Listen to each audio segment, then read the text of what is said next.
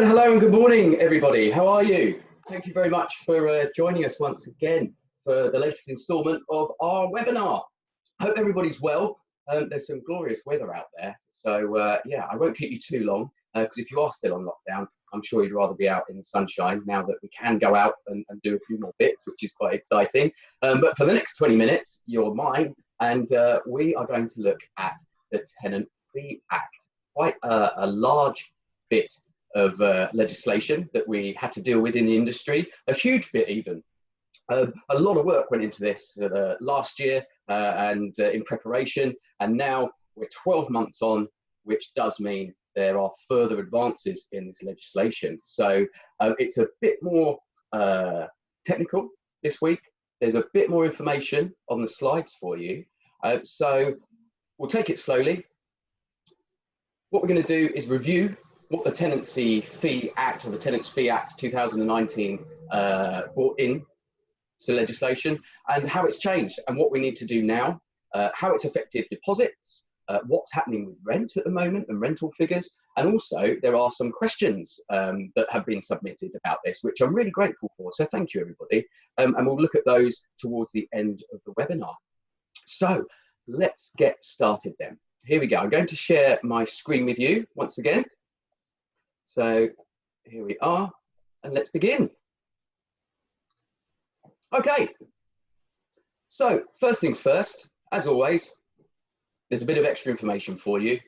So after the webinar, if you wanted to investigate further and see the full nitty-gritty of this legislation, there's your link just there that you can click on for some more information. Obviously goes to the government website.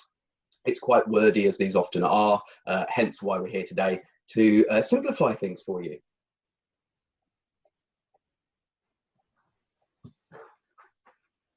Now, there are a number of elements that you need to be aware of. The first thing is, what is the Tenant Fee Act? So just to remind you, this kicked in from the 1st of June last year.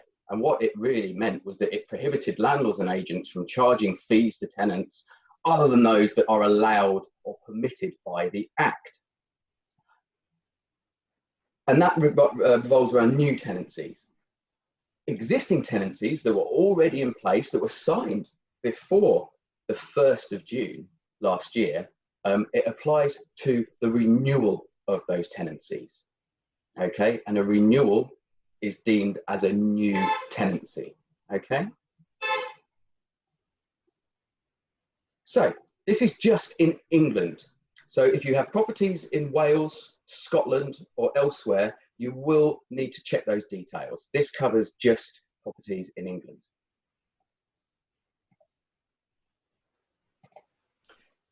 So permitted fees.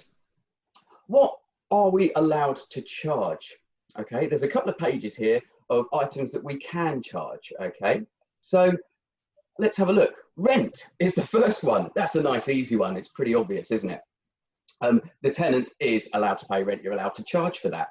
There is a tenancy deposit, which, you know, as a landlord, you know what that is. Generally every tenancy has a deposit, but it is capped, of course. There's a capped holding deposit, and of course the holding deposit is a rent put down by the tenant to secure the property once they've agreed a tenancy. You can charge a fee in terms of a default on the tenancy. We will go into this further. The examples we will use is something like the loss of keys and also non or late payment of rent. You can charge for a variation on your tenancy agreement. So obviously if the tenant asks for a change, whatever that might be, and you need to change the clauses in there, you are allowed to charge for that. Again, we'll go into this and let you know what you're able to charge. If your tenant wanted to leave early from a tenancy, there is a charge upon termination that you can charge. Payments in respect of council tax, utilities, television license, and any communication other than their own mobile phone, that is. And really those last four, council tax, utilities, they all sort of group together, and they may seem obvious, but obviously the Act does spell this out for everybody. So let's have a look in a bit more detail what those permitted fees were. We've mentioned rent. I don't think there's much that really needs to be said on that. Deposits. Now, deposits are really important, okay? So the Tenant Fee Act said that deposits can no longer be what they were, which were generally a 6-week standard deposit or sometimes an 8-week deposit where you had pets. So now what the law says, as of last year, June the 1st, if the annual rent is less than £50,000, you can only take a 5-week deposit. If the annual rent is £50,000 or over, you can take a 6-week deposit. Pretty simple, and that's it in terms of deposits. It's either a 5-week or a 6-week. Holding deposits, like we said, this is the 1 week's rent that you take from a tenant to secure the property. It is 1 week's worth of the agreed rent, and that is it. And there's also a 15-day deadline to get references completed, to get documents signed, and have the tenancy ready to go and signed up. And that's 15 calendar days, not working days. Now, default. As we mentioned, I was going to show you 2 parts of this because default can mean a number of things, but these might be the most often occurring ones. Actually, I hope they don't occur too often with people, in this example, losing keys, shall we say. However, in the example where a tenant does lose a key or another security device, such as a fob or a little, I don't know, what would you call it, a blipper that opens a security gate or a garage or something like that, or even something to get you into the building where it's a purpose-built block. If any of those go missing or are lost, then you can charge the tenant to replace those. You can only charge the reasonable costs, by the way. So whatever that key costs in terms of recutting, for example, you can charge that to the tenant, and you can also charge a little bit for your time. One example we had was a poor tenant who lost his key, so we went and got it recut, and the tenant did pay for that. However, we didn't charge for our time. But 2 weeks later, the poor chap came in again. He'd lost his key again. And in that situation, obviously, we did charge for the key and also our time. So it took us about an hour and a half to go to the place where we had to get those keys cut. But that's one example of default. The second example is failure to pay rent, or really late rent as well. And what this means is that if your tenant hasn't paid rent 14 days beyond the rent due date, at that point, you can charge interest on that rent. How? Well, I'll show you. And this is it. How to create or calculate the default calculation for interest. Now, what the legislation says is that landlords and agents can charge 3% over the Bank of England base rate. Today, I believe the Bank of England base rate is 0.01%, I believe. So let's have a look here. So what you do is take your arrears and you times that by the interest rate. Very simple. From that figure, you divide it by 365 days, which gives you the daily interest rate. Take that daily interest, multiply that by the number of days that the rent is outstanding, and that will give you the interest that you can charge to the tenant. Obviously below, there's a really simple calculation there, using £500 as the outstanding rent figure, and that has been outstanding for 26 days, let's say, in this example. So £500 times your 3% over the Bank of England base rate, 0.031, is £15.50. So to find out the daily interest, we divide that by 365, and you can see 0.042, so basically 4.2 pence. Times your 4.2 pence by the 26 days of outstanding rent, and that gives you a massive sum of £1.10. And I'm sorry, obviously that is not much of a deterrent to a tenant to make late payments or not pay their rent, but that is how the legislation views it. Okay, so if your tenant isn't paying rent, you can levy some interest, but not very much. But bear in mind, we do offer a rent guarantee scheme under our comprehensive managed service that many of our landlords have taken up.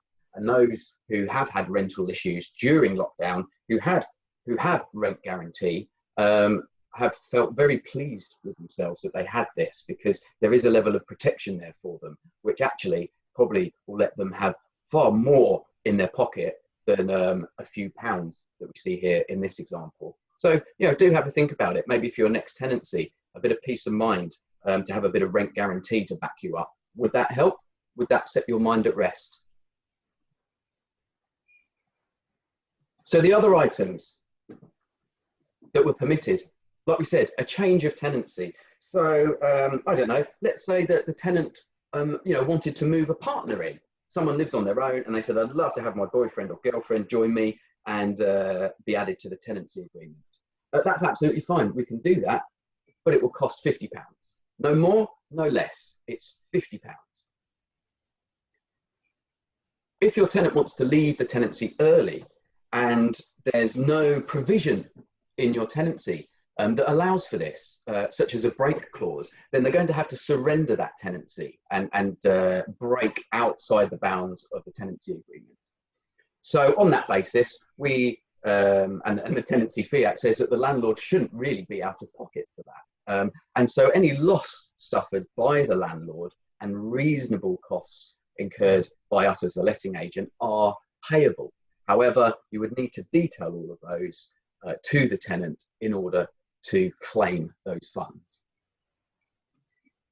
And then, like we said, council tax, utilities, communication services, they are permitted fees and they are very much the tenant's responsibility. Okay, so they're the things that you can charge. There aren't many, and it's a very clear directive that we have in terms of charges to tenants. So the next thing we would look at, just to review, is the prohibited payments. What are we not allowed to charge anymore? This is landlords and agents. So we can't charge any of these anymore as of June last year. So application fees, tenancy setup, referencing of tenants, negotiation charges, inventory, check-in and check-out. And as you probably all know by now, these are all costs that in some cases did transfer to the landlord, but obviously the landlords that have been with us for a while probably noticed last year the efforts that we made to try and limit the extra costs to landlords. We shared some of that cost with you to make life a little bit easier in terms of the finances. We didn't just slap on an extra % on your fees like many agents. We really did try to find a way to make it work both ways for you and for us at James Anderson.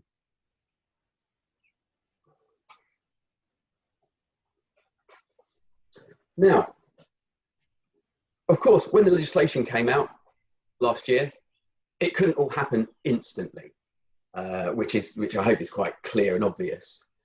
So there's been a transition period, and this is due to end very, very soon. So just to remind you, at the start of the webinar, we looked at what the Tenancy Fee Act included, and it's the ban on tenant fees on new agreements signed after the 1st of June. But we mentioned renewals as well, existing tenancies. And this is really what a lot of this applies to. So we're coming towards the end of this transitionary period, which ends, and take note, 31st of May, okay? As we go into the 1st of June at midnight, all charges have to drop, okay? All prohibited payments will be unlawful, regardless of when your tenancy started. And if you have made any unlawful charges to your tenant, you're going to have to return those within 28 days. So by the end of June, anything outstanding, you really should have that back to your tenants in the quickest possible time. But that's why we're looking at this now. Because you've got time to have a look at this, and if there is anything outstanding, you can do something about it, before your tenant realizes, and then there's an element of friction.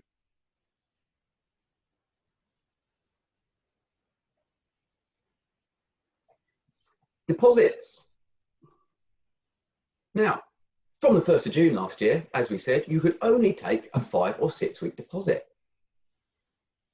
So when tenancies renew, that is a new tenancy. So in terms of the deposit you can take, you've got to think, what is my new rental figure if that figure has changed? And you have to calculate your 5 or 6 week deposit from the new rental figure. In some cases, there's going to be an element of deposit that exceeds that 5 or 6 week limit, especially around the renewals. Anything that exceeds that has to be given back to the tenant. Once you've done that, please remember, you will then have to update your deposit certificate with your chosen scheme. And of course, there are several out there. We've mentioned the Tenancy Deposit Scheme, TDS, and My Deposits. There are a number of others, but do remember to get that certificate updated and get that sent on to your tenant. That's really important. Regarding the end of tenancy process, where should you feel that the property hasn't been returned in the right order, then the deduction process remains essentially the same as it has been. And by that, I mean that you would need to itemize all your evidence of any costs, any damages, and anything like that, as you have been doing anyway, in order to claim anything from your tenant's deposit. So I hope that's clear for everybody so far. Now, of course, if we don't play by these rules, there are penalties. And do you know what? They are pretty tough. I know we've looked at energy performance. We've looked at electrical safety and what the penalties could be there. But to be honest, on these ones, they are pretty tough. So here we are. Trading standards are the people that will enforce this, okay? Any breach of the Tenancy Fee Act will incur a £5,000 fine, and it will be a civil offence, not a criminal offence. But be aware, this is for every breach that is found within that tenancy. So if you've got the wrong deposit figure and that hasn't been updated, or if you've charged a prohibited payment, for example, if you've got both of those and you get caught out, that's £10,000 straight away, which is a hell of a lot of money for a relatively small mistake. But the government don't want mistakes. They are on the side of the tenant here, it seems. So be aware of that. If you don't play by the rules and you persistently offend, not only will your bank balance be damaged quite significantly, but it will be a criminal offence and there could be an unlimited fine. Alternatively, the court may say, that's all right, you can pay £30,000 instead of criminal prosecution. Neither of which is particularly attractive, I'm sure you'll agree. And as a result of breaching the Tenancy Fee Act, you could end up with a banning order. So you cannot operate as a landlord, and you could well find yourself on the database of rogue landlords. And also, James Anderson as letting agents, if we don't do things right, we might find ourselves on that database of rogue landlords. That's not going to happen, because we will look after you and we will make sure that your tenancy is fully compliant. So if you're unsure or want to ask some questions, please get in touch with your branch, speak to your branch manager, and I'm sure they can reassure you that all is well and as it should be with your tenancy. So in terms of recapping, that's where we are at the moment, just reviewing what the legislation has asked us to do and where we are now. And remember, it's that transitionary period that is coming to a close, and you just need to just pay attention to that. I think for us agents, it's second nature now in terms of all these charges and things that we can't charge. It's just normal procedures for us. But for landlords that may just have one property, and you don't look at this every day, this is what we're here for. This is what these webinars are about, just to let you know where you stand with things, okay? So, what's happening to rent in the last 12 months? So, from June last year to February this year, the consensus was that rents are increasing in different proportions in different areas of the country, granted. However, the overall indication is that rents are increasing. And this was expected. Extra costs being borne by the landlord, which weren't there before. And how do you make up for those costs? You know, if you were operating on thin margins, it may mean that you're operating at a loss as a result of this. So how can you recover that? One way is through the rent. Now, the evidence from ALA, referencing agencies and other bodies do support this. However, the Office of National Statistics, the ONS, they're not able to report on this yet, simply because coronavirus has kind of put a bit of a spanner in the works once again, in terms of getting the real picture on where we are 12 months on with rental figures. We'll keep our eyes open. I'm sure that there'll be some more information coming out on this. I mean, even the local housing allowance, the LHA, which is the housing benefit entitlement to people who need assistance with their rent, that has actually increased over the last 12 months or so. So that's quite a good indicator of what is happening to rents. Like I said, as we get more information and more solid statistics, we can offer a bit more on this and perhaps something in the way of percentages and what's actually happening.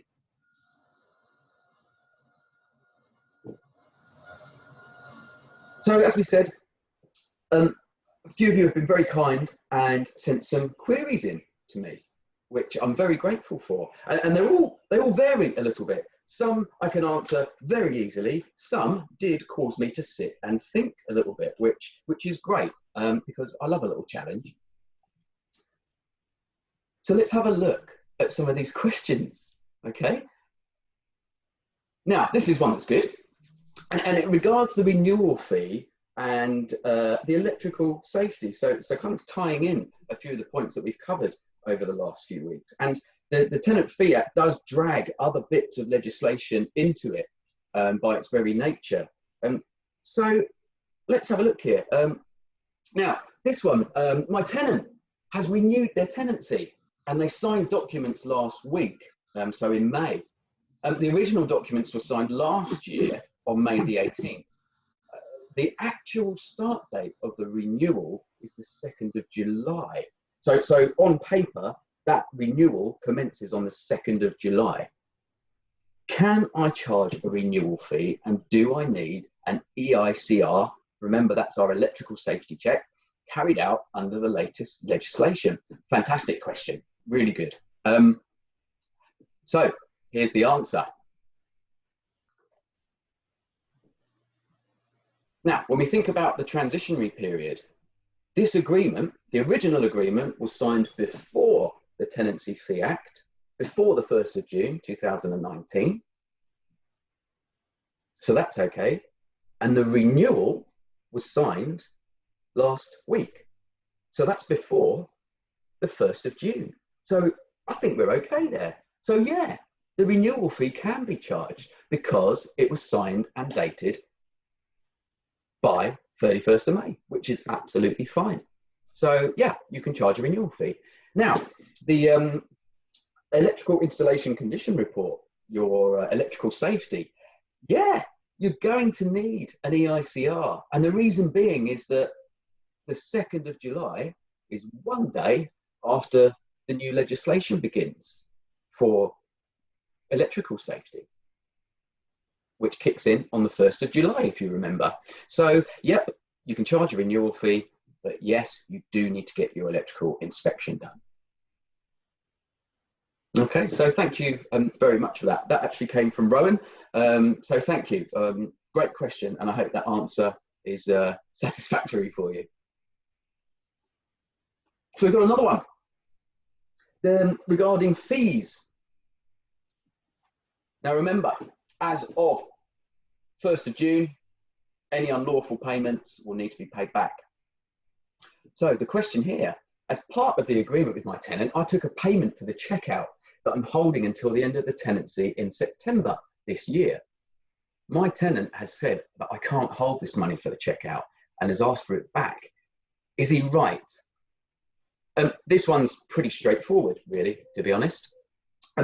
There are some agreements where, you know, older agreements, I can't imagine there's any agreements that have been signed from the 1st of June last year that include this, but there may be some where a checkout was paid for by the tenant at the start. It wasn't unusual going back a few years. It's not something we tend to do anymore at James Anderson, but there might be tenants and tenancies like that, especially if they're long-term tenants. They might have moved in maybe 2 or 3 years ago and they're still at the property. So the answer to this is pretty easy. The tenant is absolutely right. So midnight, 1st of June, all fees are null and void. And as we mentioned earlier, you've got to return those fees within 28 days to the tenant. Really simple. 1st of June, sort of all bets are off in terms of fees. So I hope that one's clear.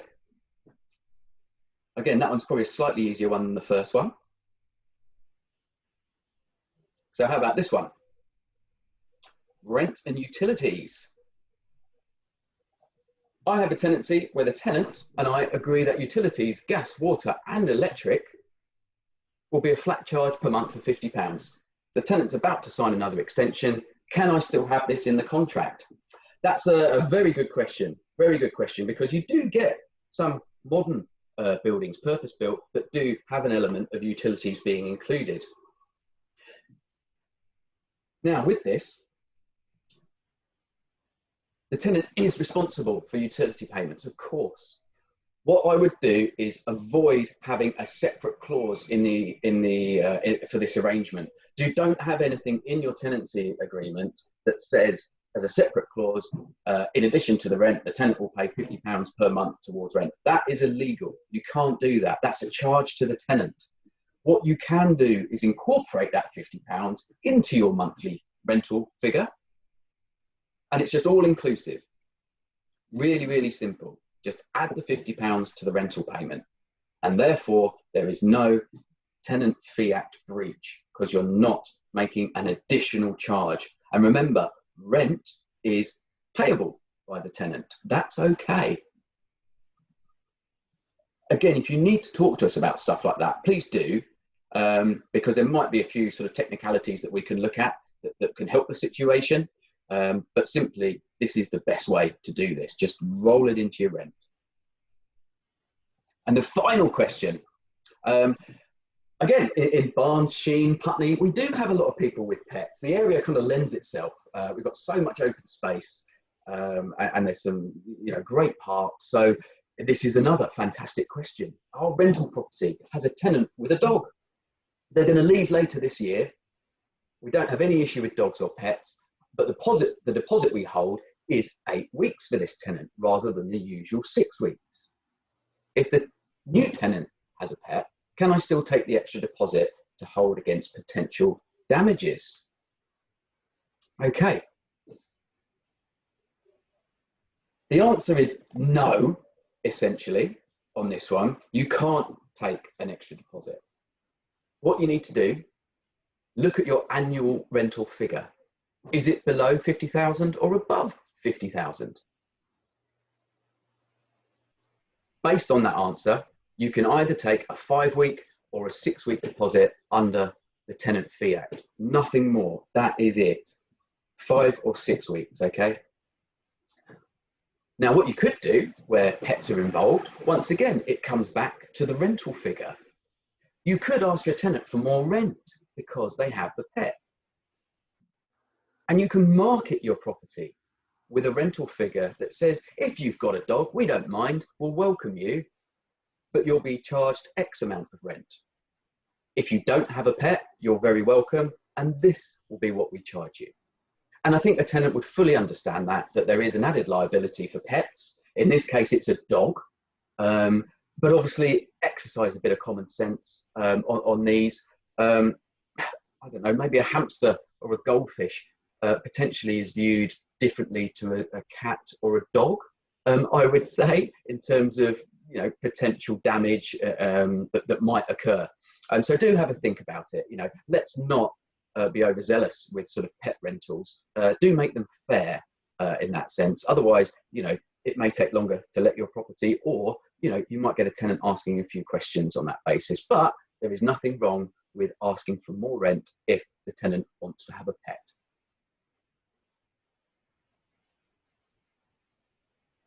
So I hope that is clear for you. As always, we will make the webinar available to you later on today. So if you want to review any of this, you can at your leisure. But if you were to walk away with 3 things, I would say check for any fees you might have charged, especially if you've got a long-term tenancy. Check your deposit figure, 5 or 6 weeks of rent, nothing more. And remember, in about 2 weeks' time, the deadline arrives, 31st of May. So bear those in mind.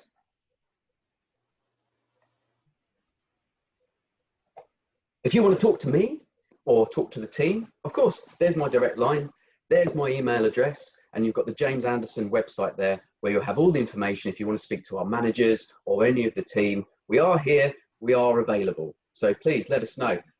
Like I've said before, I love getting your questions. It's great to have that. It tests us. I will talk to the managers about that as well on some questions that I think, hey, this could benefit all of us. So I hope there's a two-way street here and we can continue to do this. Now, we're back to work. So I'm going to be heading off to work very shortly into our offices. We've been working really hard since last Wednesday to get our offices ready. Next week, I will update you on what we're doing and how we will keep you, your tenant, contractors, our staff, and anybody that we come into contact in our daily lives at work, and how we're going to keep everybody safe. Next Thursday, I will discuss that with you and show you what we're doing. And I would ask you all to just be, take your time out there. We're not all out of lockdown yet. It's a funny feeling for us estate agents. I think if you speak to anybody in the industry, it's a bit of an odd feeling at the moment, but there's business there. We're here, we want to move things forward, and we can. It won't be as quick and as fast as we're used to, but it will find its way back. I promise you that. And look, in terms of Tenant Fee Act, moving forward with your properties and the lettings landscape at the moment, just to finish off, if you're lucky enough to be a multi-landlord and you've got properties elsewhere out of the James Anderson areas that are with other agents, just make sure that they're qualified. Are they communicating with you? Are they helping you through the process and making sure that you are compliant? Are they qualified? Are they Arla Property Mark members? Do they have client money protection and all these things that should be in place if they're a good agent? The reason why I'm saying this is because I want you guys to be confident in everything you do. And that's why we can help. Lockdown is lifting and things are going to gather pace, but just be careful out there. Think about who you're dealing with, and especially with your agents. I've been down the high street and there's a lot of people that have done nothing in terms of keeping people safe in their offices, which does worry me. And I hope that doesn't also mean how they operate their lettings, for example. So if you don't feel comfortable, ask questions. That's the best thing you can do. If you want to ask us, we'll give you the advice, or ask your other agents. But if you don't feel comfortable and you want to ask some questions, feel free. Anyway, enjoy your Thursday, enjoy the sunshine, ask me any questions if you want, and we will see you in a week's time. Thank you very much, everybody. Appreciate you joining me today. Bye-bye.